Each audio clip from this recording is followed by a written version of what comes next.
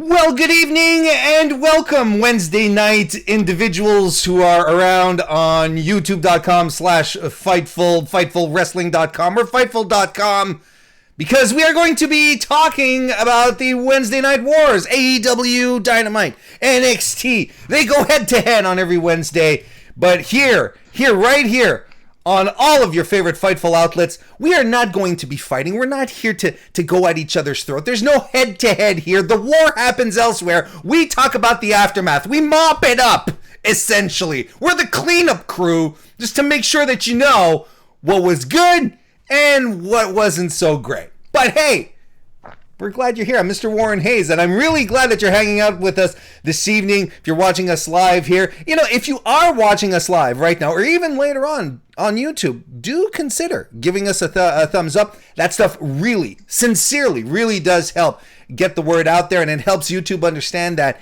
there should be more Fightful stuff going around in our algorithm. We need to push that stuff out.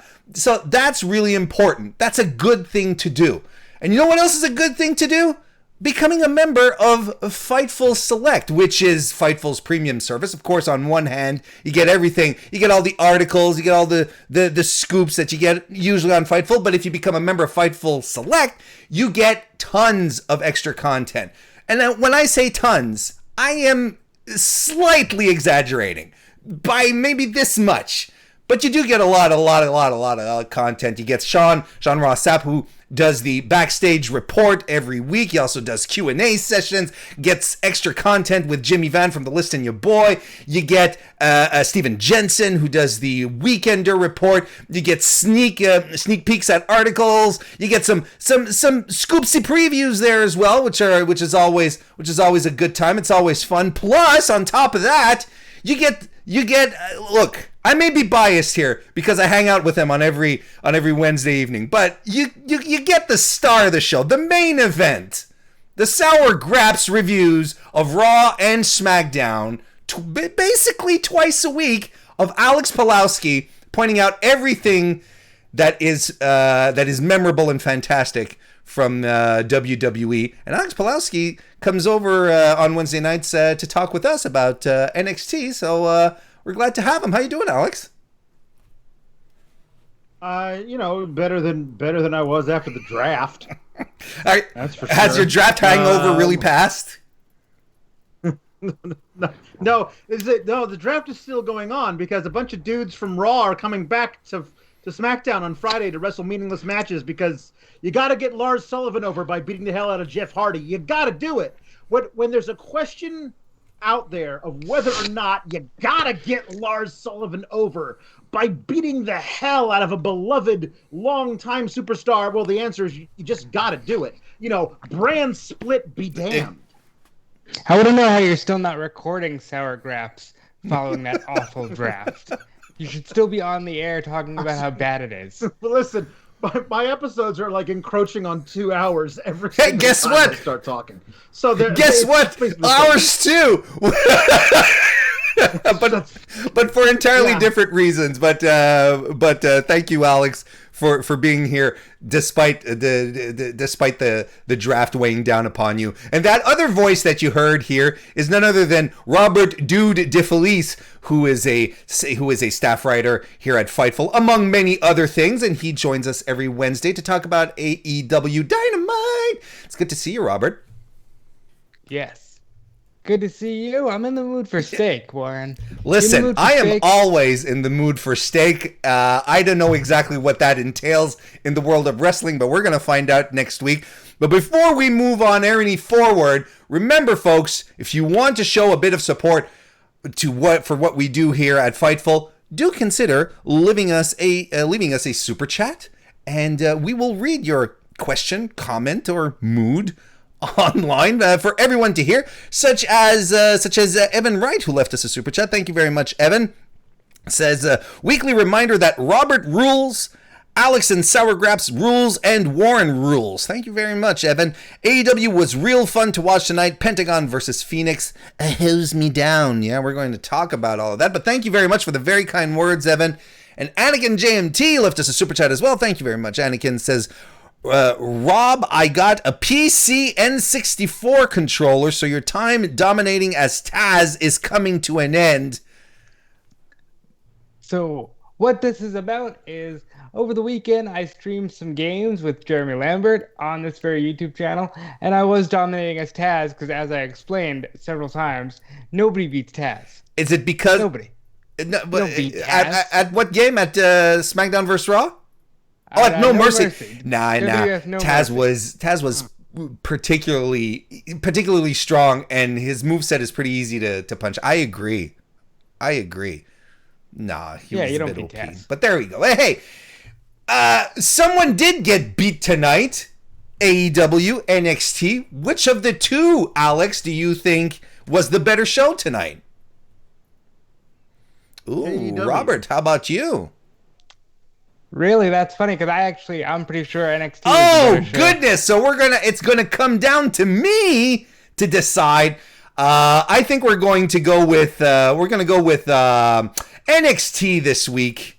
I want to start off with Alex this week. We've been, ultimately, it's just to pick who goes first. It doesn't really matter. So NXT starts off with the Undisputed Era coming out sans Adam Cole, Alex Pawlowski, but Kyle O'Reilly has the microphone. He says Adam Cole is out because of the attack from Ridge Holland, and if Ridge Holland wasn't already in a hospital bed, the Undisputed Era would put him there. But whoever was behind the attack will be found, Alex. This is interesting that Kyle O'Reilly is underscoring this strongly at this point, right? Well, yeah, it appears to me like what they're gonna do is go for a split, like right down the middle of the UE. Everyone's telling me, well, it's obviously Fish and Strong did it. Like, oh, okay, so it's obvious. I missed all the obviousness. But if that's what they're going for, Fish and Strong versus Cole and O'Reilly could be fun. That could be a fun little thing. We haven't seen like a straight up faction split in a long time. I did think it was kind of interesting. Like the only mention of poor Ridge Holland was like, if he wasn't in the hospital bed with that horrible tragic accident that's going to cost him a year of his prime, then we would have done it ourselves. But it's just a bit. You've got to appreciate that. Okay. You know what? Yeah, I got to appreciate it. But I did love that they were giving Kyle the mic for this segment, because usually he never got that, and now they're trying to continue with his being a main event level type guy by letting him have all the mic time. Here's what I found. You want me to tell you what kind of vibes I got from that segment? Kyle O'Reilly did it. Please. Okay, because he's there. Because everyone was expecting Adam Cole to turn on him. The whole friendship thing. They were leaning into it, and he was sure. We're gonna find the person who did that, Adam. We're gonna have our revenge. And I'm like, well, look, right? It's wrestling. We'll see what happens. Obviously. Listen.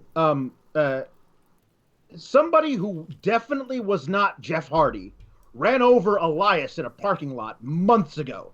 Elias just showed up and attacked Jeff Hardy, and Elias says Jeff Hardy ran me over, and we know for a fact it wasn't Jeff Hardy.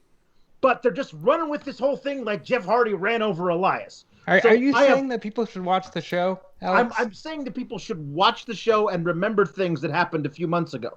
Wow. But my thing is, I'm pretty sure that they had no idea who was behind the actual attack. That they were going to do a whole bunch of here, it might be this person, or it might be this person. Hell, it might be Buddy Murphy, because he was in the background of that one shot. Remember that? Where that thing was SmackDown and Eric Rowan? So they had no idea who was actually the mastermind behind this whole thing. And now that Ridge Holland is out, I think they're going to sweep it under the rug. I think that by Thanksgiving, we're going to be asked to forget this ever happened. And we're going to move on to something else entirely. Well, we had a match to start, a tag team match to start it off. Bobby Fish and Roderick Strong of the Undisputed Era versus Oni Lorcan and Danny Burch, with the winners becoming the number one contenders for the Breezango's NXT tag team titles. Breezango were actually in the audience, which I thought was, the audience amongst the screens, which I thought was fun. I'm surprised they didn't do it on Main yet, but that was nice. There's a double suplex by Roddy and Fish. A double suplex, by Oni Lorcan and Danny Burch, using Roderick Strong onto Bobby Fish. Oni hits a double blockbuster. Burch and Lorcan hit double submissions on Undisputed Era as well. There's the double team assisted DDT on Strong, but the pin is broken up by Bobby Fish. And the match comes to an end with a flying knee by Roderick Strong. And your Undisputed Era boys are the number one contenders. Alex, what'd you think of the match? Match is fine. I really appreciate. I always appreciate watching Oni and Danny work, because they're just such great guys to have in a match. Because even if you think to yourself, well, they're not winning this thing, they still make the match a hell of a lot of fun to watch, and that's rare in a match that seems kind of like a foregone conclusion. I will say, I don't know if you got to see this, Warren or Robert. They did a pre-tape for a segment that I wish could have aired on TV, but it was an internet thing with Breezango as doctors, like having like diagrams of the four guys in this match with like things pointing things. They're like they had drawn the guys with giant heads and tiny bodies. Like Danny Burch has tree-like legs. It's very dangerous with his tree-like limbs. And Wunny yes. Lorcan, that's how you pronounce it. It's French. And so, like, that was very, very funny. And then they talked about Bobby Fish doesn't have abs, so he's not very fast. But Roddy Strong does have abs, so he is fast. Also, he wears tiny little boots. Isn't that weird? And then Regal comes in and says, "Get out of my office, you bloody brats! Get out of my office!" And then he looks over at the drawing of Roddy and he says to himself, "He does wear tiny little boots, doesn't he?" Like, why is there not a half-hour show on the network every week with just Breezango making William Regal into an amazing comedy character? I love all of it. And Breezango sitting up on the stage watching the whole thing. Breezango looking like he's playing Danny Fandango looking like he's playing Danny Zuko in Grease, like in the full leather jacket and the white T-shirt. It was all great. Our own Jessie the Buckeye, big Fightful fan. She's at home watching AEW, but they put her face up from when she was in the Thunderdome, I don't know, weeks ago. They're just recycling old video of people who were in the Thunderdome before, because this company cannot not be lazy. Wow. I believe that was broken first on Fightful Select, and yeah, they are recycling images. I'm surprised they haven't done this for the main roster. Maybe they do, and we just haven't picked up on it yet. We get an update on Finn Balor, who underwent surgery. They showed us some beautiful pictures. Hope no one was having dinner while watching. Well, here you see the graphic surgery picture. And they did. That's what they said. That's what let's look at these graphic pictures. No, I don't want to see. But Alex, I'm sure that you'll appreciate, because I did, and I'm sure you'll appreciate it because we appreciate the same things when it comes to wrestling storylines. At least they addressed the NXT title situation, which was a question that we all had, saying, look, we're going to give this some time, and we're going to give it a couple of weeks, then we'll make a decision. Because honestly, we were all expecting them to just forfeit it, and it's been floating around. It took 2 weeks, but at least we got something. Yes, we did. I appreciate that. It shows pragmatism on their part, and also it makes sense because they've had too many vacated titles. They've had just too many vacated titles recently. The North American Championship got vacated. Let's do a tournament for it. Killer Cross wins the NXT title. He's got to vacate it because he got injured. Let's have some other guys have a fight for it. Like, they couldn't do it again. Like, it would be too much. So if there's a chance that we just keep the NXT title off TV and do everything we can with everything else, when Finn is healthy, hopefully in a month, 6 weeks, we'll just slide him right back into the event picture. It's like, basically think of it as though Brock Lesnar is NXT champion. He's not going to wrestle for the next 6 weeks or 2 months or 3 months anyway. So let's just keep the top title off TV and we'll do something with everything else. They did that on the main roster for years. So I guess we'll do that. You get an Ember Moon package where she says that last year was a bad year for Ember Moon. No kidding. And she wanted to go back to NXT when she got cleared. She took herself out of the draft. I also like that. She took herself out of the draft to go back to NXT. But she doesn't want to earn a title shot based on her past accolades. She wants to earn it and go through the roster. So I can get behind that. I appreciate that. Ashante Theodonis took on Jake Atlas here. I mean, this was a fine cruiserweight match until El Legado del Fantasma came out to distract Adonis because they don't like each other on 205 Live, and cost him the win ultimately. But as they start beating him up, Jake Atlas does a dive to help him out, which brings out Santos Escobar, which brings out Swerve Scott, and there is a stalemate, Alex, with the pretty much the entirety of the cruiserweight division on NXT. Yeah, that is true. I'm fine with this. I mean, that match between Swerve Scott and Escobar on the Takeover was friggin' great. So if this is leading to that being run back in the future, if you want to have a few awesome cruiserweight 6-man tags leading up to Swerve Scott finally beating Escobar, I'm cool with that. Like, this is a good way. Again, if you're gonna keep the main title off TV for a while Finn recovers, you got to fill the time with other stuff. And great 6-man tags in the cruiserweight division is a way of doing it. Like, build that division back up, because it felt like prior to that match at the Takeover that Escobar's been off TV forever. Like, he should be wrestling matches. Like, put him in there and like doing stuff, or have him send out his boys to wrestle matches. Do something so that we're always keeping that. He's a champion on your show. Like, whatever's going on with that title should be on your show every week. Anakin JMT left us a super chat. Thank you again, Anakin. He says, if the next Takeover isn't until Royal Rumble weekend, they can make it work not having Finn around for a while. Sure, absolutely. I don't know. I would assume they have something planned around Survivor Series, just because of the way they've been doing it every year. Maybe not obviously the Saturday before or whatever, but we have to have a War Games, right? War Games is the thing every November. You could do that in December instead. There's no rule saying you can't. So, like, why not? Like, this Christmas, it's war. I don't know. I think they banned War Games because of COVID. I think it's just banned.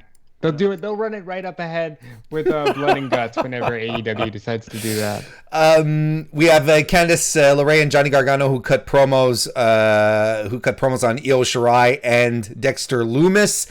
And then we move on to Austin Theory versus Johnny Gargano. I really like this match, Alex. There's a lot of back and forth between both guys. Theory got a lot of great offense in here. Big suplexes. At some point, he hits a big super kick and a leg trap over the knee neck breaker. Gargano avoids the ATL at some point. Goes for a cross body that Theory catches. Gargano squirms out of the ATL, but Theory then reverses Gargano's reversal into a pinning combination. Doesn't quite get it done though. But Gargano lawn darts Theory into the corner before hitting a sliding forearm and the one final beat for the pin and win. I thought this was a really good match. I thought they worked really, really well together. What are your thoughts on this? I mean, yes, but ultimately, why? For what purpose? Austin Theory, all he does is lose. Like, he beat Leon Ruff, good for you. But all he does is lose. Like, is that the storyline, or is it just him losing? Because if there's not a progression, it's just him racking up losses. Like, they're not even 50-50ing him. Like, he's just losing matches. And this one against Johnny Gargano, it was just like, I don't know. Like, was there a storyline behind it? Because Gargano, like, hey, go in there and take on Damien Priest, and then he lost. So he's like, I'm angry at Johnny Gargano for telling me to face Damien Priest. Like, what? Like, I don't understand why this match is even like a thing. Like, it's a heel versus heel.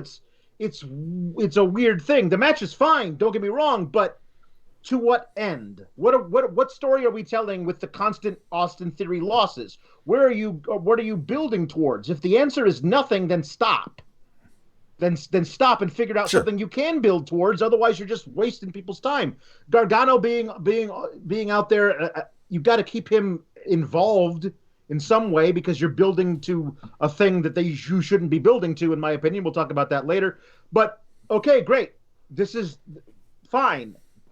But at the same time, I'm worried about this Austin Theory thing. Like, if it's just you're in the doghouse, so we're gonna have you wrestle every week and lose every week thing, then that's stupid. If you're actually building to a storyline where he stops losing via some mechanic that he finds himself or is given to him by somebody else, he's got a change of plans, he changes his character, whatever. Great, let's get to it already because it feels like 6 straight weeks he's had a loss. Reina Gonzalez, Raquel, I can't get used to it. I'm sorry, folks. It doesn't connect for me. Raquel Gonzalez is backstage and she challenges Rhea Ripley to a match at Halloween Havoc. Rhea sort of hears her talking crap and they fight and they get pulled apart. A little later on, William Regal makes the match for Halloween Havoc in 2 weeks. Cool. Next, we get Shotzi Blackheart versus Candace LeRae, and Shotzi is in control early on in this match, but a snapmare by LeRae changes fortunes. LeRae rams Shotzi onto the post on the apron and then drills her face right into the apron. But Shotzi comes back, kicks and a senton, goes for the top rope senton, but LeRae lifts her knees. She hits a German suplex. She German suplexes Shotzi off of the second turnbuckle. Then Shotzi hits a butterfly suplex into a bridge, but can't put LeRae away that way. That's a rhyme. You hit me doing some bars right there, folks. Lion Salt by LeRae follows. Indy Hartwell is on the outside towards the end of the match and hands Candace a foreign object. I kind of dug this. It was so very old school. Just hands her the foreign object. You're not quite sure what it is. Probably some brass knuckles because she plasters Shotzi Blackheart with a fist and that just knocks her out. Candace LeRae wins the match and becomes the number 1 contender for the NXT Women's title again. Alexander. Yep. Well, that was the thing about this match. Either way, you have somebody facing Io that lost to her recently. It seems like there are other, I guess you're probably saving Ember or Toni or eventually Rhea for a takeover, but it's weird to have this match hey, you who lost to Io a month ago, you who lost to Io at a takeover 2 weeks ago, why don't you guys face each other for the right to lose to Io again? Won't that be fun? It's just, the matches are going to be great. This match was great. But what purpose are you serving when you're telling this story? There could be something new and different. I think the thing you're telling this story with Candace is that now Candace has a little friend who passes her brass knucks from the outside. And that's something she didn't have when she faced Io the last time. So maybe that's different.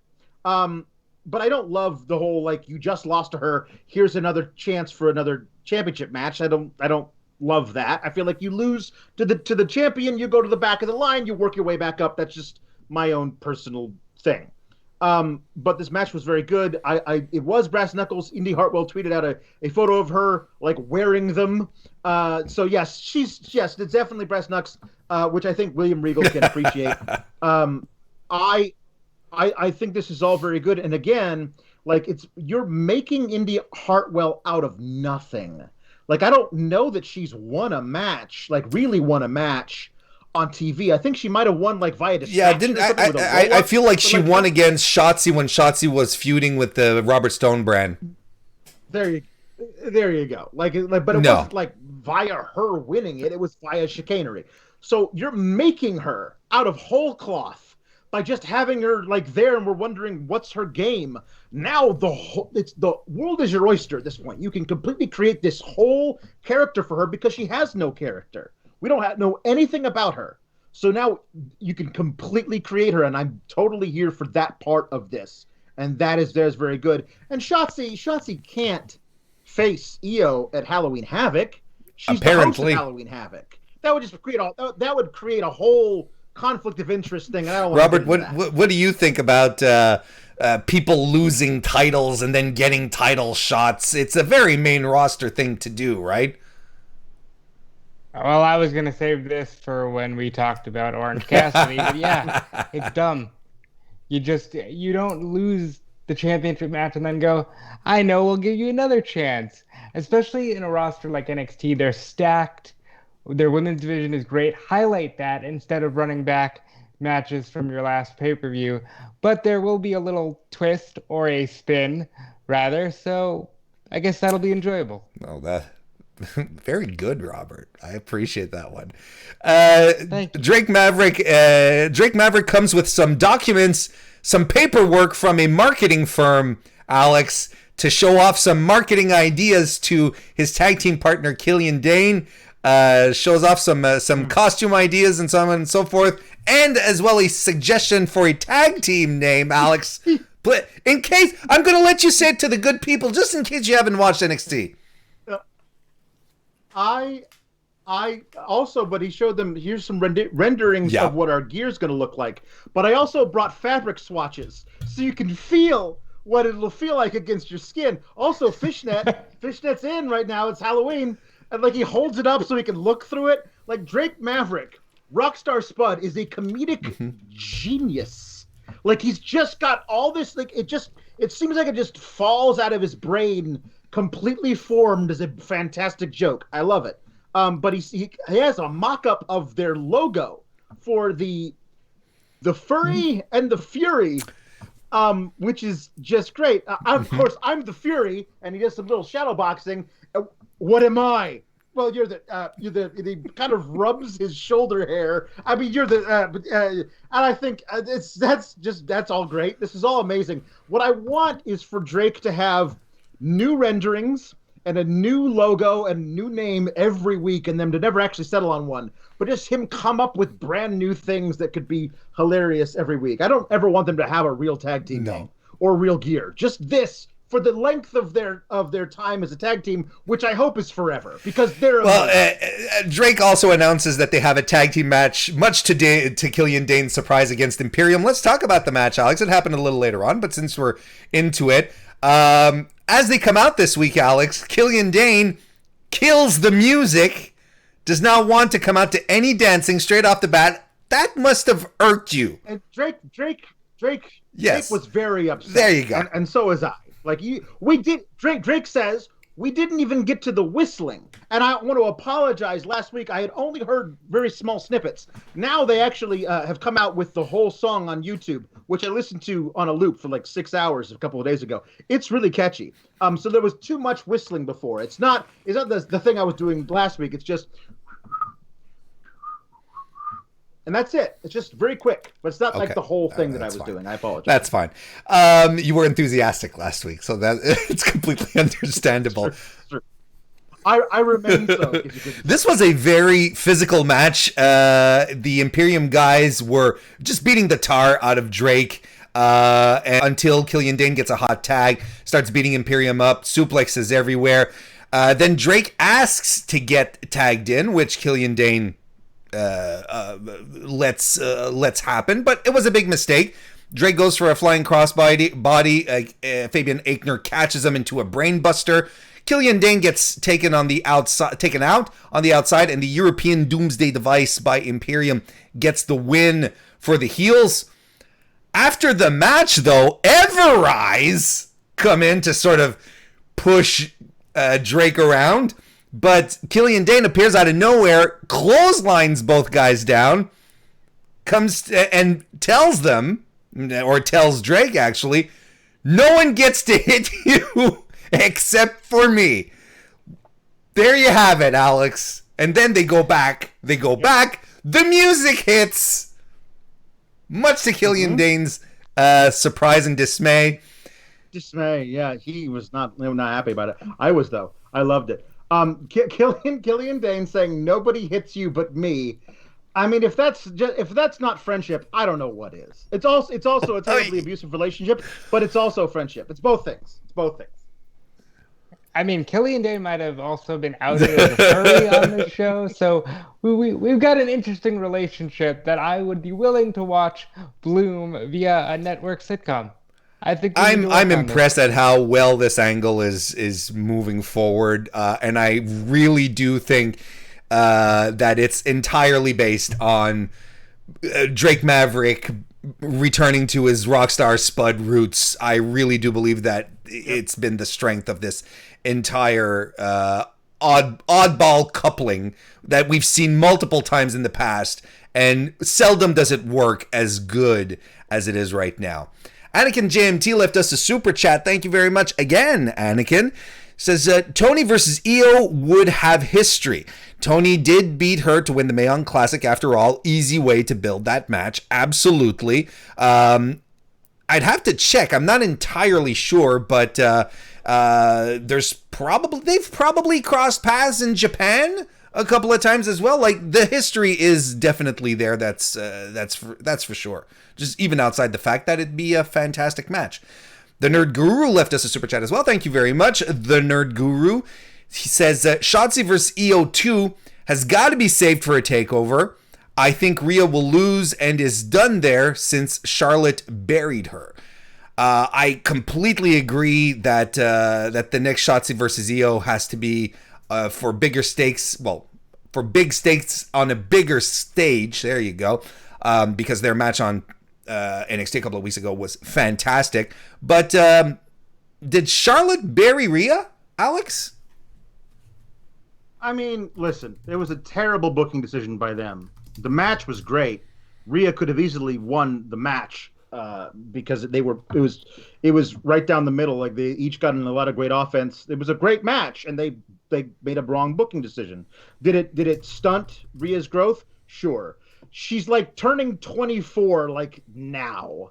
So she's not done. She's 24. Like, here's the thing about this. It's on Twitter. I think I retweeted it. There's footage of her wrestling her boyfriend, who's this big, like, 6 foot, like 225-pound dude, who's also a wrestler in training, and she's doing like lucha moves off of him. Like, she's huge against all these women, but she's incredibly agile. Like, if WWE ever goes to the point where a woman wrestles men, Rhea's the one who's going to do it if she's still under contract, because she absolutely can take them on. You believe she has a chance at it, and I would not be surprised to see Rhea be the first ever woman who is a men's champion, like an IC title holder or something like that. Like, that's what she's got ahead of her. She's got whatever she wants ahead of her. Is she done?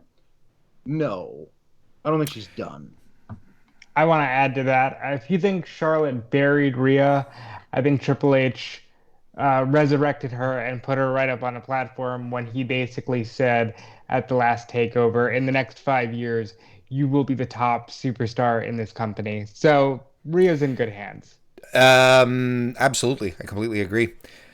By the way, Toni Storm and Io Shirai fought a few times as well in Stardom in Japan, so there is definitely deep history that you could dig up there if you really wanted to, but they know each other very well. Toni Storm, since we're talking about her, defeated Aaliyah tonight in her return / first match in NXT, whatever you want to call it. Aaliyah got some offense in, but a German suplex, a sliding D, and the Storm Zero sealed the deal for Toni time this evening. Alex, this was what you needed on a return match. Yeah, Toni beating Aaliyah is pretty much par for the course of that. But like, Robert Stone back, still nobody else, just Aaliyah. Just Aaliyah, that's it. So that's the entire Robert Stone brand. I will say Aaliyah needs to tuck her chin a bit more, because that Storm Zero was like a 16th of an inch off of like just completely impacting her spine. So let's make sure we take that move better in the future, because I feel like you're going to be taking a few of those. Next, we have a segment from William Regal. William Regal is basically having an interview, and he's making the matches for Halloween Havoc in a couple of weeks. He's making Raquel versus Rhea. He's making Candace versus Io. And then Xia Li arrives accompanied with Boa in his suit. And she asks William Regal for a match. And she says that it's very important that she gets a match next week, and she pleads with him to get a match next week. But William Regal keeps telling her that he'll take it under advisement. I posited last week, Alex, that mayhaps the party is not satisfied with Xia Li's performance. And Boa here speaks in Mandarin, I guess. I'm assuming. I'm not. I there's a couple of Chinese dialects. I'm assuming it's Mandarin. I don't know. What do you make of all of this? Well, okay. Here's the thing. If it was Lucha Underground, it would not be the party. It would be a clan of like kung fu women who are like very displeased when you left them from Beijing and came over here. Like, but the thing is, like, it'd be like the Lotus Triad is like who would be the people who are after her, which I would be totally down for. But it's NXT, and it sure looks like the People's Republic of China is very upset with her for losing matches. I don't know what this is, and I guess I'm gonna have to keep watching to find out. But it seems to me like you got to have somebody else here. She's got to keep losing, and the person who is mad at her has got to show up. I just don't know who that is. I don't know if they've got like some other Chinese recruit that is there that's ready to come up. I just hope it's not Akira Tozawa. That's all I hope, because I feel like that's something that, like, if Vince was in charge, Akira can do it. He'll do it. Like, it's basically the same thing. So can I hazard a guess that this is the return of the legendary Ho Ho Lun from the? Yes, please let it be Ho Ho. I need it to be Ho Ho. I mean, he started wrestling in China or something like that. If you speak that stuff into the universe, at some point the universe is going to listen. Robert, I'm gonna. This is all your fault moving forward. Here's hoping, right? Yeah. No, it's Remember, folks, you can leave us a super chat. It will be my pleasure to read your question or comment on the air, such as the one left to us by Zach Barber. Thank you very much. Zach says, actually pointing out something to you, Alex, in regards China, because we were talking about Rhea winning titles. China is a 2-time Intercontinental Champion. Right. No, you're right. I'm saying that was a. For lack of a better term, she was presented as a freak. And I don't think that I'm talking about, like, here is a woman not presented as a freak of the 8th wonder of the world or anything like that, just like a woman who's as good as the men and fights. And I remember that, obviously, and I know that's what they did, but I think it was presented as though it was like, can you believe this crazy thing? It was an anomaly, and you're saying Rhea would be the proper champion because she's on the same level. And hopefully they would treat her as such and not as like, this is a thing that can't possibly happen. What is going on? Like, it's a thing like, well, of course, look at her. She's amazing. Why can't she face the men? Like, you could do it that way instead. In our main event, we had Damien Priest retaining the North American title against Dexter Lumis. Priest early on does some old school off the top rope, but he ends it with a cross body, hits a broken arrow on Lumis. Lumis fights back with some strikes, a spine buster. Priest gets an ankle lock in. They're landing a lot of big moves on each other. Lumis does a jumping leg drop, but he like reverses himself in the air as he's doing it, which was unexpected. He ducks a cyclone kick and locks in the silence, but Priest avoids it by reaching the ropes. Referee gets a little distracted here, which allows our boy Cameron Grimes to run Don't you put on our boy, the mascot. He's our guy. It's unanimous here. Alex is putting on a front, but he runs in.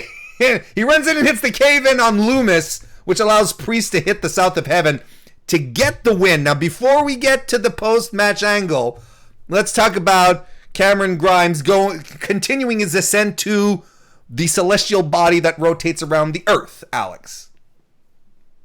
Yeah, the match is fine. It did feel like it just felt like Dexter Lumis won a match versus Austin Theory last week. He's come back from injury. Cameron Grimes obviously started something last week, but they never followed up on it. It felt like, hey, we need a title match to go on in the main event because AEW is doing all these title matches. So let's do something. We obviously can't have Finn wrestle. Let's have Dexter Lumis face Priest, which is fine. The match is fine, but you knew there was never going to be a real finish. At least I felt it was never going to be a real finish because of that Cameron Grimes thing out there. And then, of course, he comes in and ruins it. And the problem I have with it is that, I know it's their WWE thing that they're doing, but, like, what a champion! What a champion Damien Priest is. Like the bass player from a Lynyrd Skynyrd cover band came in and gave him a cheap victory. Like it's not like he was losing the match for much of it. Like it's a great match between these two. I hate distraction and interference finishes. I don't like them. But what happens after the match is that now everybody is involved in the North American title picture, but only one guy, the least deserving guy, gets a title shot. Let's talk about that. After the match, Damien Priest is celebrating in front of his Titantron. I guess he really likes it. He likes to stare at it, see all the CGI flames. Maybe he feels some warmth when he looks. I don't know what attracts him to it. But as he's celebrating there with his back turned to the ring, Johnny Gargano runs in and attacks him with a chair, lays him out. Candace LeRae comes out to enjoy the moment with her husband, which brings out William Regal to declare that Johnny Gargano is indeed going to get a match at Halloween Havoc against Damien Priest again, but the matches are going to be determined in a very special way according to the host of Halloween Havoc, Shotzi Blackheart, who rises from the other end of the Capitol Wrestling Center through smoke and fog to announce us, Alex, that there will be stipulations to this match that will be determined with the spin the wheel, make the deal. Now, I'm going to tell you this. I am very excited. So we're this much closer to getting to a real deal Halloween Havoc. Getting the wheel. That's fantastic. All that's missing is a botched fireball spot and someone disguised in toilet paper. That's all we're missing. And we have a proper Halloween Havoc. For real, the old school guy in me got shivers. I wanted the wheel. I'm glad we get the wheel. Tell us about the angle. Tell us about everything, Alex. The spin the wheel, make the deal thing. Okay, first of all, poor Shotzi. Like I don't know who's giving her acting lessons, but Jesus. Yeah. Like there's there's spin the wheel, make the deal. No, it's not working. It's not great, Bob. She's living her dream. She's living her dream. She's a B-movie horror girl. She's living her dreams. Good for her. One thing I will note about this is it is not a practical wheel. It is a digital wheel, which eliminates the possibility for things like a coal miner's glove match. Because I don't know what Halloween Havoc it was, but there ain't no way it was supposed to be a coal miner's glove match. Like it was an actual wheel and it landed on something, and the commentators when it came up was like Jake the Snake versus Sting or something, and the commentators had no idea what a coal miner's glove match was. They had to like search for notes, and it was a coal miner's glove up on a pole. A coal miner's glove, for those of you who don't know, is like a big heavy glove, and if the person who gets it off the pole gets to wear it and punch people with it. It was a really dumb match, but that's on the list. That's on the wheel that they showed. Good. Well, the thing is because it's a digital wheel and it's controlled by a computer, there's no way it's landing on coal miner's glove match. But I'm looking forward to what it does land on. But here's what I would rather have. I would rather have not the people who lost to Io and Damien Priest at the previous TakeOver get a rematch at this Halloween Havoc when there are so many other people who are also available. Why not have fun like a triple threat or a fatal four-way, especially in the North American title? You could have Damian Priest versus Dexter Lumis versus Johnny Gargano versus Cameron Grimes in a, whatever you want to do, Inferno match, but like break them all in there. Like let everybody on fire. Like let's do it. Let's do it fun. It's Halloween. Light everyone on fire. Yeah.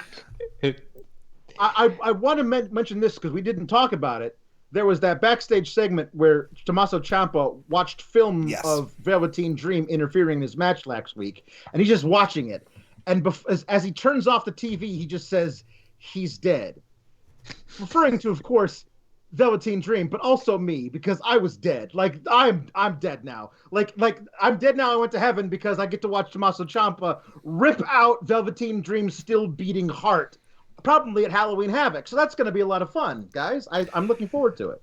Before we wrap up NXT, we got a couple of super chats. Zach Barber left us another one. Thank you very much, Zach. Says, I've had my various issues with NXT, but damn if they didn't hit me in my nostalgia soft spot with the spin the wheel, make the deal. I agree. I popped. Yeah, I popped. It's a lot of fun. Patelron left us a super chat as well. Thank you very much, Patelron. He says, I will have to see if Alex can do the Shotzi Blackheart laugh and howl at the end of the NXT review tonight. Wasn't it just... I think it's basically that, right? Beautiful. Yeah. Like spot on. Absolutely spot on. You should be her. You should be her acting coach. Before we move on, I just want to say this wheel has a TLS match, and I swear to God, that means tables, ladders, and Snakes? swords. So we've got some Tables, stuff ladders, going on and here. snakes? Please let it be that. Please let it be that. So that was... I don't know, man. NXT's just throwing stuff at the wall, and it's on a wheel, apparently. And we'll see what happens. So that was NXT.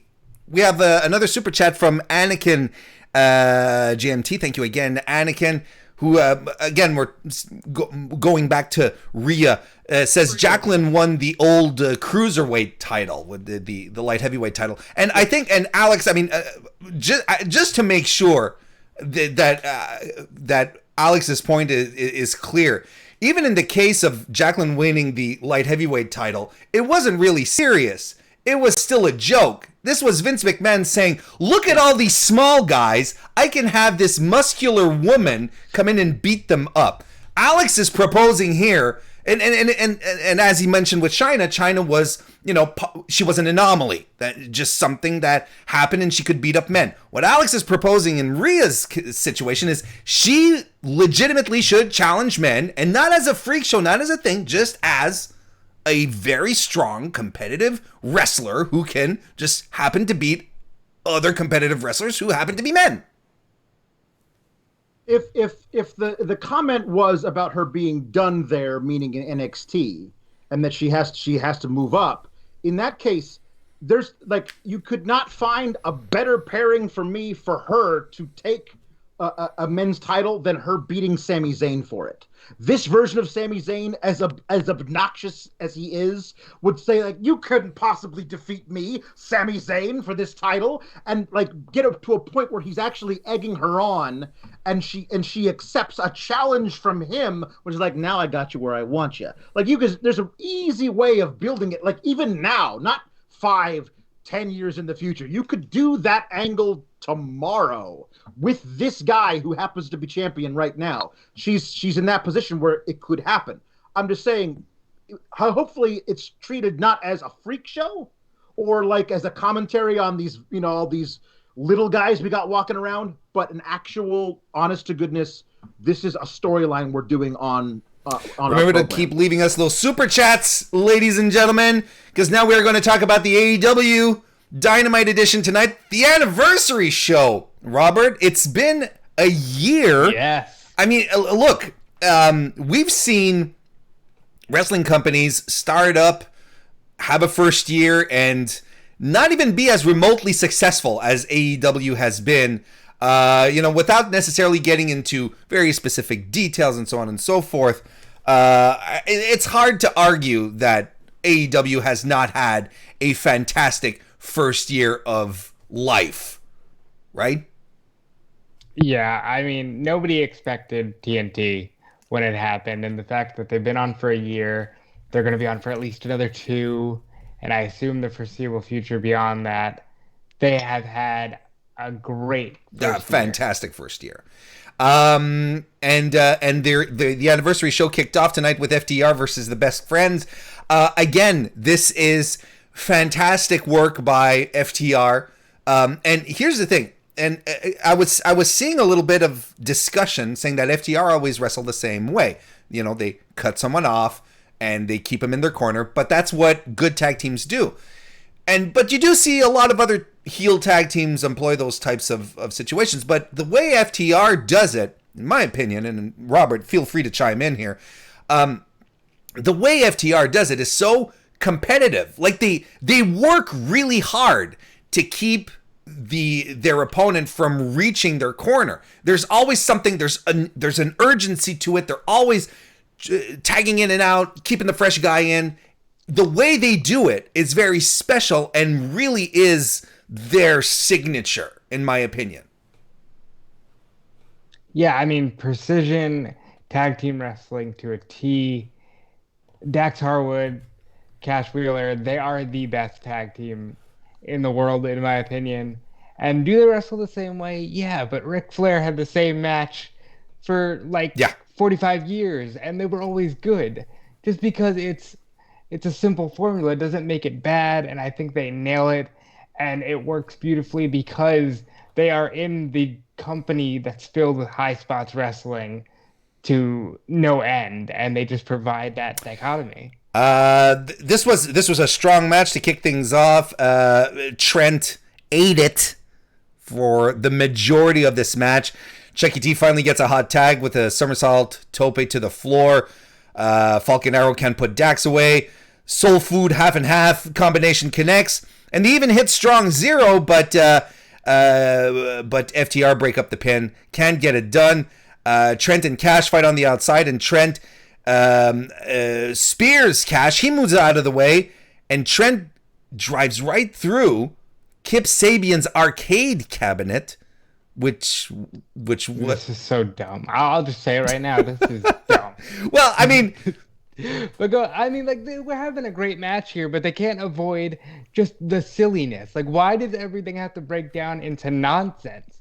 Why are you playing an arcade machine in the middle of Daly's place? I mean, for the love of God, sell more tickets. If valuable real estate you're not using there.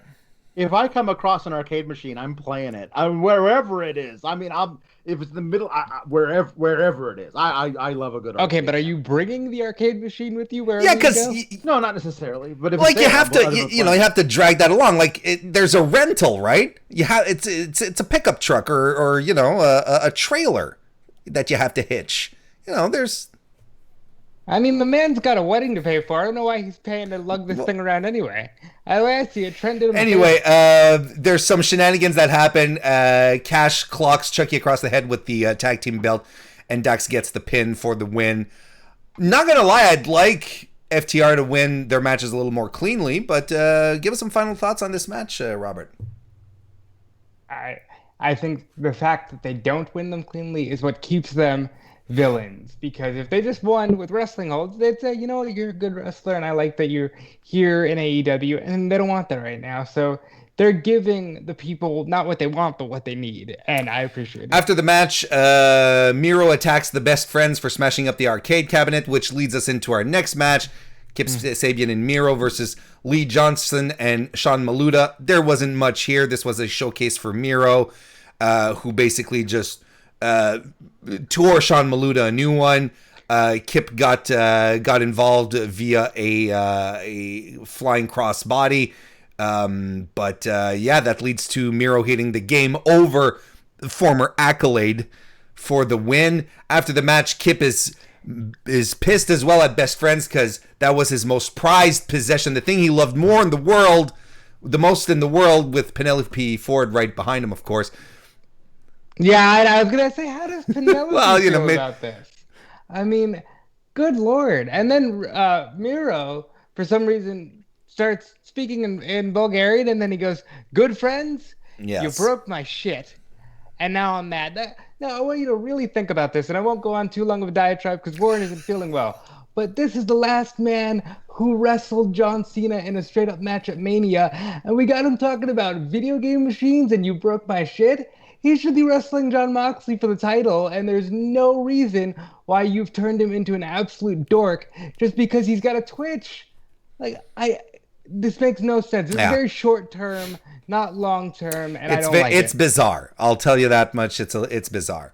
Backstage, we have Lance Archer, who is beating up Jon Moxley. All right. And a little later on, as Alex Marvez is trying to talk with Lance Archer, Moxley attacks Archer. So that's also something that happened. But we'll get to the main event later.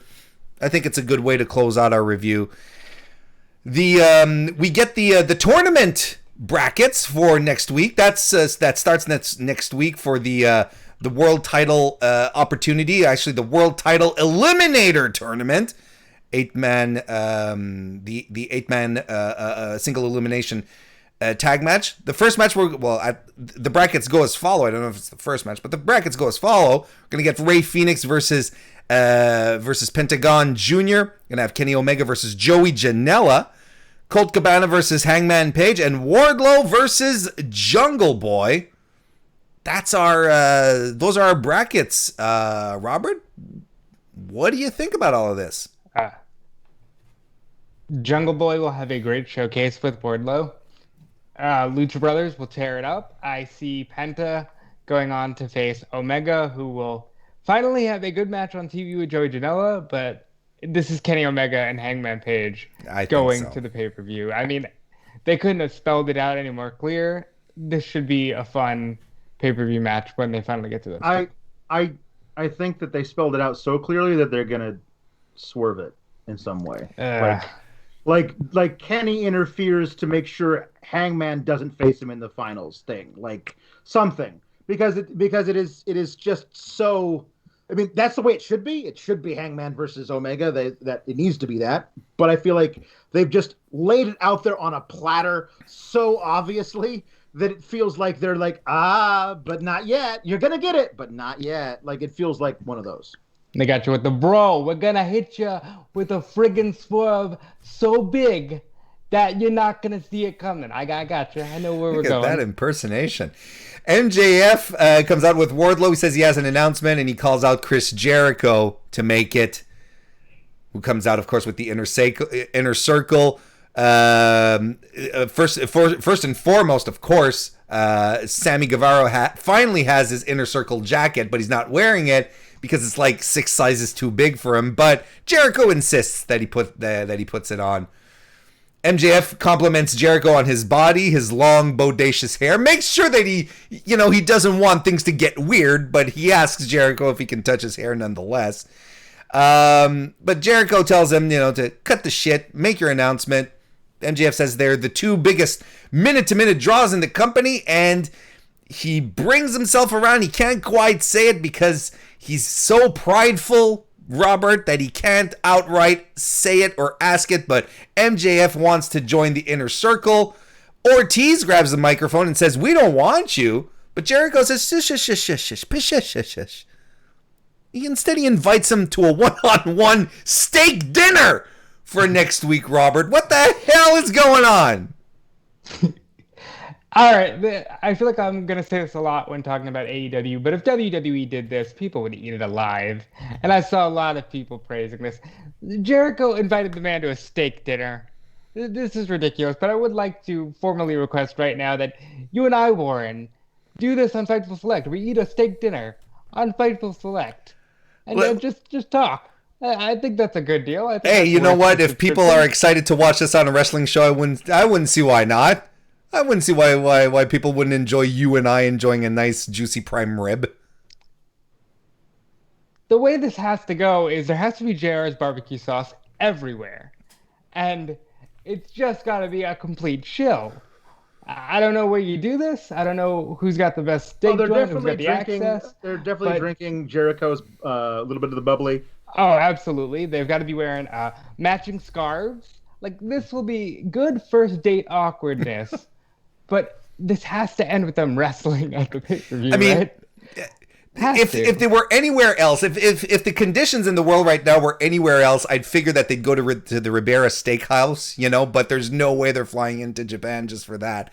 But yeah, look, I don't know where this is going.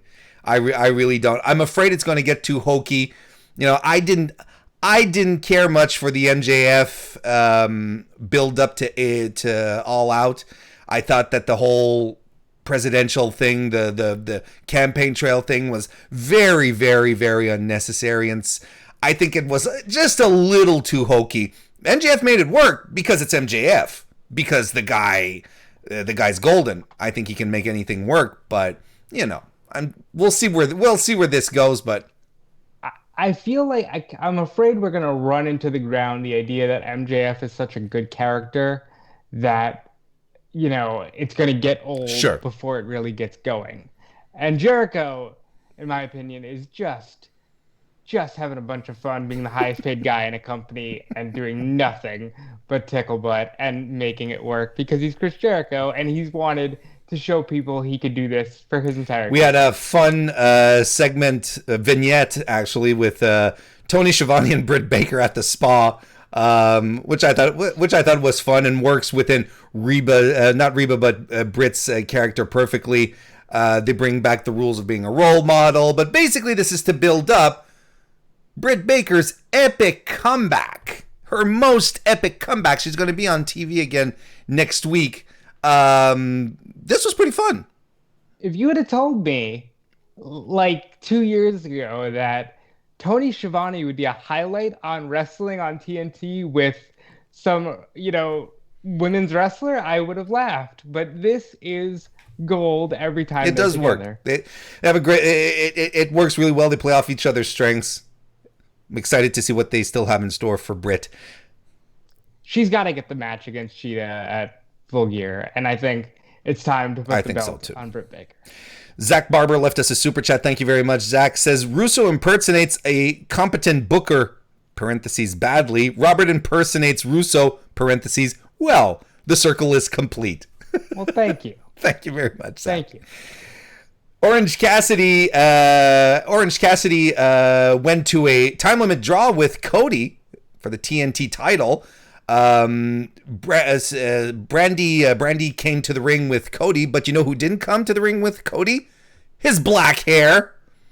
I guess whatever they had in store for the anime villain gimmick didn't quite pan out, and they decided to just go back to the blonde hair. Cody's excited to lock up, but Orange Cassidy is being Orange Cassidy. He doesn't quite want to lock up.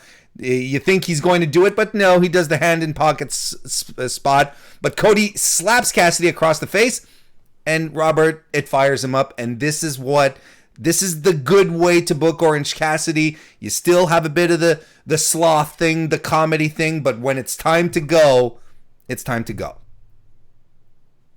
And it's going to be time to go because they did go to a time limit draw. We know we're getting this again in 2 weeks.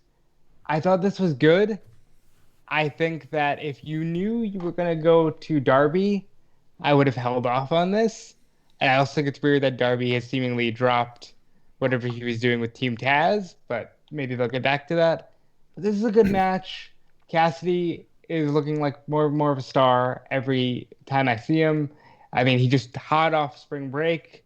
He's getting a lot going for him, but I don't know if he's the next champion. I think Darby Allin might actually be the guy. Well, I mean, let's talk about it, right? Just a couple of weeks ago, he was in a match he lost, right? And this is, you mentioned it earlier, and we can talk about it here. People losing matches and still getting opportunities. We complain about it in WWE, but look at what AEW is doing here. Not only are they giving losing wrestlers who lose matches, not only are they giving them title opportunities, but they're rebooking the same matches very, very soon. Is it just me, or is No. You want to give them the benefit of the doubt because pandemic and all that, but they have seemingly betrayed their whole idea of a sports-centric presentation. We'll talk more about that when we talk about the tag teams, but I think that there should be a more logical way to book this. Why isn't Brian Cage getting a TNT title shot? Why isn't anybody, even like John Moxley? You could have done title for title or something, because Moxley's run through just about everybody they put in front of him too. I agree. But like you said, this was a strong match. Cody hits a reverse superplex on Cassidy. There's a Michinoku driver by Orange as well. They fight in the figure four a lot. Cassidy hits the beach break on the apron, which was gnarly. Cassidy locks Cody up into a mousetrap, but time runs out as the referee's counting the pin. I mean, I'm okay with time limit draws here. It's not a problem. I think when it's done well, like it was the case this evening, I'm completely okay with it. Cody's done it the most, I think. He did it with Darby. I believe he's done it another time after that. It's a very easy way to say, hey, I'm still the champion. You couldn't get the job done, because Cody was very much acting the heel in this match. Even though I know Cody will tell us every time on social media that those are antiquated terms. We learned during this match that Darby Allin is going to be challenging for the TNT title at Full Gear, so that's going to be exciting. We get Matt Hardy with his entire family at ringside, who are being interviewed, only to be interrupted by a Titantron, or a Dynatron, let's call it that, of Sammy Guevara. A Dynacon. Of Sammy Guevara burning pictures of Matt Hardy. And he says, yeah, it was me who attacked you a couple of weeks ago, Matt. Remember when that baseball bat shot that no one saw? That was me. And he's not going to stop attacking Matt Hardy until Matt Hardy is in hospital. I thought we were done with this, Robert. This seems like a walk back. This seems like maybe they had something else in mind and they just went, nah, we'll run Sammy back. Because really, that's, again, if WWE did this, it'd be an issue. Oh, it was me, obviously, the person you've been feuding with for 4 months. How could you not immediately suspect me? I don't know. Because we all sort of figured it was done, and I think Matt Hardy did as well. Yeah. Well, yeah, and also he did the thing with, like, he's wearing a hoodie. We're like, who could it be? Is it Slapjack? Just kidding. It's shit. It's the same guy. It's the same guy from before who nearly killed him with that move where he almost died. We're going to do that match again, so bet you can't wait for that. Maybe they'll do the last man standing. Maybe they'll just run it back completely. Maybe they're that insane. Remember, guys, you can leave us a super chat, and I will read your question or comment live on the air. We're still going here talking about AEW, and we're leading into the 4 teams, the draw for the 4 teams who will participate. Hold on. Does the UFC ever just throw names into a tumbler and, Robert's triggered. Them out? Hey, does a sport ever do that? We have rankings, guys. We have a ranking system. But we're just going to throw your names into a tumbler. I agree. I mean, I don't disagree with you, but that's exactly what happened. All the tag teams in AEW, their names were put into a tumbler, and the 4 teams that were drawn are going to take part in a 4-way match to determine the number 1 contenders. And I agree. I mean, and look, I think this is what you want to talk about here, about the sports-centric presentation. AEW did put a lot of emphasis on that, on the fact that the rankings would matter. There are tag team rankings. I think picking out the number 1 contender is pretty simple now that the number 1 contenders lost their match. Right? Yeah, it should immediately go to the number 2 contender. Or certainly anything but, hey, we're just going to throw your name into a hat. this is such a miss. It's like if you wanted to do a 4-way, just say, hey, we looked the top 4 teams in a 4-way because we're not going to do something at random. The teams that were picked were Private Party, Silver and Reynolds from the Dark Order, and John Silver acting like he already won the titles was fantastic, that being said. Butcher and the Blade and the Young Bucks, those sourpusses who just started super kicking everyone, trashing the set, and then even super kicking Private Party right in the chops, which I guess is full circle with Private Party beating them last year in the first round of the AEW Tag Team Tournament, perhaps? I don't know. Honestly, I did like the callback, but again, it's more of the Young Bucks projecting, and I want to know when we're going to find out why they're mad. Like, have they established why they're upset? No. Because we all know that you are the EVPs. If you want a tag title match, you could also just say, hey, Tony, we're going to just take a tag title match because we're up on the rankings, and why don't we do this? If you're upset because they got to the belts before you did, just say that, and then we can get this match on the road, because this is the match I think should headline the pay-per-view, because this is the only Dream Tag Team match in North America in like the last 20 years. So I think we should just get it, and it should be the main I still event think they should have main evented All Out. I think it was an All Out main event. I really do. I think so. But they have to pull the trigger. They have to pull the trigger on. They absolutely have to pull the trigger on explaining a little more why the Young Bucks are acting like this, because it does feel like it's just redundant. They're angry, and I need to know why. This has to progress. There's a lot of resolution that has to happen in this whole Elite angle, in my opinion.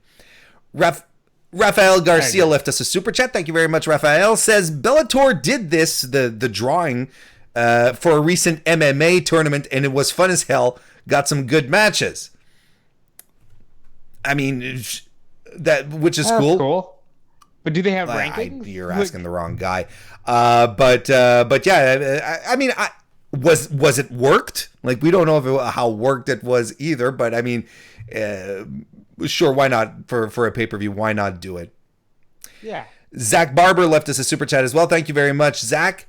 Going back to the Sammy Matt Hardy discussion that we had, he says they obviously want to finish the feud right since the match at All Out was a wreck. Yeah, I mean, it's the feud's been cursed. Let's just be honest with each other. Maybe it's just a question of the guys just wanting to have a proper conclusion. I think sometimes it's better to just walk away from a wreck and say, hey, I was able to walk away from this. Let's move on. Matt said he wants to be a champion. Let him go after Cody or something. I don't know. It seems like they're going back to this when they don't need to, but hopefully at Full Gear, it's good. We had Big Swole against Hikaru Shida for the AEW World Women's title. A lot of tie-ups in this match, some strength contests that Swole nails. Shida suplexes Swole on the floor, and Swole hits a springboard cutter on the stage area. There's even a straight jacket suplex by Shida into a bridge, but Swole's shoulders weren't on the mat at all. I don't know why Aubrey was counting anything there. I don't know. There's Shida hits the Falcon Arrow, can't put Swole away with it. Swole hits Dirty Dancing, but Shida grabs the bottom rope to break up the pin. She avoids another Dirty Dancing and a couple of knee strikes later. She covers Swole. What are your thoughts on this match, Robert? I believe they said it was over 200 and almost 220 days or so that since Shida's been defeated. This was good, better than some of the other offerings from this division.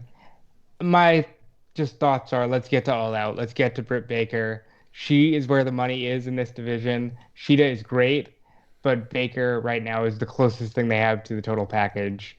And I'm not talking Lex Luger out, but Baker's great. It made sense for them to pull the trigger on this match, though, because Swole did win against Baker at All Out, and that match, but she still, it was still a win. She was still highly ranked. It made sense to get this a little out of the way before moving on to hopefully Britt Baker.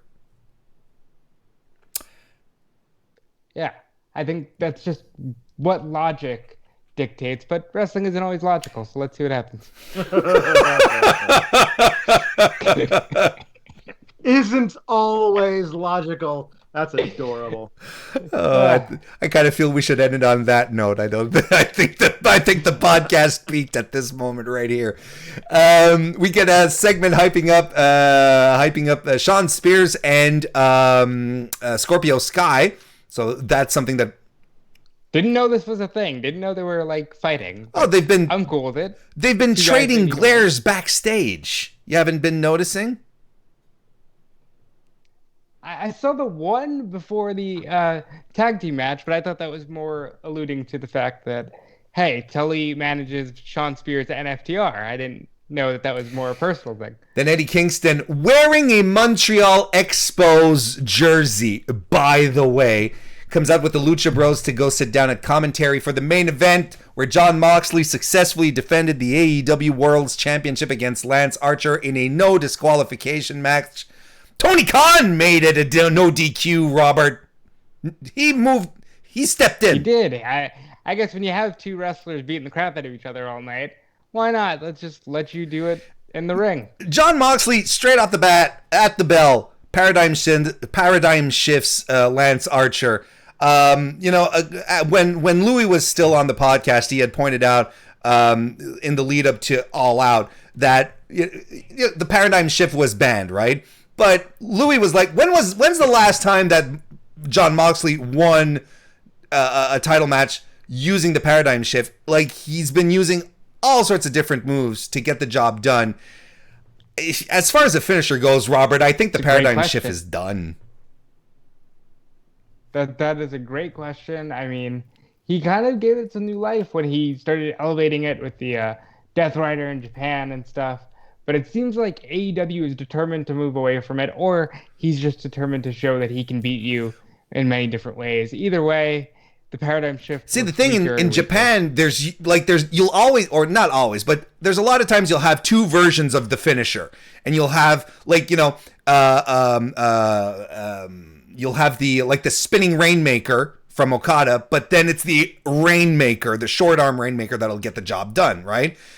And Moxley has that. He has the paradigm shift, but then he has the high level the where he elevates it. Yeah, it's called the Death Rider in Japan. You're right. And then he elevates it, and that's the one that puts the guy away. He even did an elevated one on Archer tonight, and Archer kicked out of it. So I don't even know. I don't even know what it is anymore. I really don't. But this was a fun no DQ match. Very brutal. Fought on the floor. Cannonball senton by Archer from the apron to the floor, which is always cool to see from a guy that big. They go really hard on each other in the ring. Mox gets some chairs in. They set up some tables. I like the part there's a moment where after Archer chokeslams Mox through two upright chairs, Mox locks in a knee bar while he still has a chair wrapped around his neck. He sort of gets it off, but that very short window there was pretty fun. Moxley paradigm shifts Archer off the apron through the tables, but the match continues. Nothing. No finish. It was a callback to the Wrestle Kingdom match. I know that, but no finish there. I think it could have ended there, but hey, it's AEW, so There's a blackout by Archer, but Mox just shifts his weight over to get the pin, the surprise pin on Lance Archer, and that's how he defends. Give me some thoughts on the match before we talk about the post-match angle. So the blackout to me struck me as one of those, wrestling is a predetermined thing and it's fake because there's a pile of weapons right there, and yet Archer just decides, no, I'll slam you on the canvas. It's a small thing, but if you're really trying to hurt a guy, you would slam him on the pile of debris that is right there. And with Mox, trying to use the bulldog choke and always trying to use these pinning combinations, strikes me as he thinks he's Bret Hart, where he can beat you anyway. But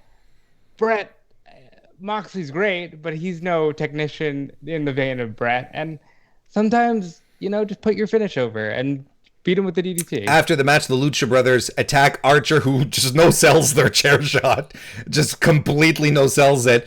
And he just walks away from the ring. The Lucha Bros get ready to attack Mox, but Eddie Kingston gets on the mic and he tells him, no, let's not do this, Says, and he starts putting over Moxley, saying it's been a year since, that this man has been carrying this company on his back, and he's proud of them. Raises his arms, but Kingston backstabs Mox, chokes him out in the ring. The Lucha Bros prevent the run interference to keep the officials from coming to break this up, and that's how our anniversary show ends, with your champion being choked out by a man in a Tim Raines jersey. I don't know if it was the Tim Raines one, but Vladimir Guerrero, I get the gimmick being, I didn't give up, and I'm going to put you in my own chokehold. I'm guessing they're going to a submission match at the pay-per-view. That seems like the most logical thing. But wrestling isn't always logical because Jon Moxley knows it's coming. He's staring right at Eddie Kingston like, I don't believe a word that's coming out of your mouth, and still allows himself to get backhanded by Eddie Kingston. A very weird moment for Mox. Not as weird as Archer getting hit in the back with a chair and then just being like, all right, see ya. But just a strange closing segment. I know why they're doing this. Eddie Kingston is great on the microphone. He is head and shoulders above everybody not named Jericho and MJF, and they're doing their own thing. So let's put Kingston here. But I think we could be doing something different with Mox, because Mox just seems to be taking on all the newcomers into the company and beating them and then sending them back down the card. I guess we'll see as we get to the show, but I think we could have done something different here. Zach Barber left us a super chat. Thank you very much, Zach. Again, he says, last time the Paradigm Shift won a match was against MJF. Yes, well, outs. Yeah, the one time it was banned, he chose, I really need to use this. It's like a kid. When you tell him, don't touch that, that's all I want to do now. And wasn't it on chairs? I don't remember. No, it was just a regular DDT. I couldn't quite remember. But thank you for that, Zach. And that's going to wrap up our AEW Dynamite review, and that'll wrap up the podcast for tonight, this evening. I want to thank everyone for joining us here live on youtube.com/Fightful or on Fightful.com, FightfulWrestling.com. It's not too late to leave a thumbs up or to share the video or whatever you do, because that stuff always helps. It always does. Robert, what have you got coming up this week? Let the people know where they can find you. Yeah, you can find me on Twitter at Defelice. I'm over on WrestleZone. I do their podcast Monday, Tuesday, and Thursday. Smart Out Moment Wednesdays, Fridays, and after whatever pay-per-views happen, I will be writing here on Fightful over the weekend, and I may pop up on a gaming stream with Jeremy Lambert. Alex, what about you? What's the good stuff? Fightful Select, of course. That's where you're going to find Alex. And that's one of the best ways for you to support Fightful and everything we do here. So, Alex, what's cooking? What's cooking is not SmackDown. SmackDown's going to be a cold-plated dog shit. But it's me twice a week on Sour Graps on Fightful Select talking about my nightmare, which is let's just move Seth Rollins versus the Mysterio family from Mondays to Fridays, and more Otis, because who doesn't need more Otis? Just a shaved orangutan carrying around a lunchbox. I can't wait. But you can follow me at Alex Sour Graps on the Twitter, and like I said, I talk about the bane of my existence, main roster WWE programming. Can't wait for 3 weeks from now when we're in the middle of brand supremacy season and Big E leads a team of blue-shirted goons to the Raw locker room where he immediately locks eyes with Xavier Woods and starts beating the crap out of him. Can't wait! I hope everyone heard the sound of your hands rubbing together as clearly as I did. And as for me, you can follow me on Twitter at Mr. Warren Hayes or on my own YouTube channel at youtube.com/Mr. Warren Hayes. If you're interested, tomorrow morning I am hosting on my YouTube channel the official reveal of the PWI Women's 100 list. That'll be exciting. So if you want to check that out, youtube.com/Mr. Warren Hayes. Subscribe to that. Otherwise, subscribe to Fightful Select. Do it if you're not already. Thank you if you are. But if you ain't, do it. And we'll see you next week, everyone. Thank you for joining us.